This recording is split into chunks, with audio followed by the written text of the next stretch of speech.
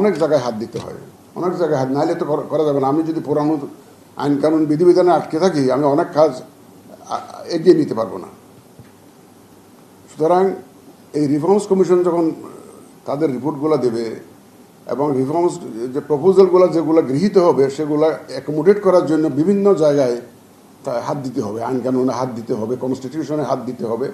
সেই লক্ষ্যে কিন্তু আমরা জাতি হিসাবে আমরা কিন্তু এগিয়ে যাচ্ছি, সেই লক্ষ্যে কাজ করছি। সুতরাং আমাদের পুরনো চিন্তা ভাবনা, পুরানো আমাদের যে মন মানসিকতা থেকে বেরিয়ে আসতে হবে।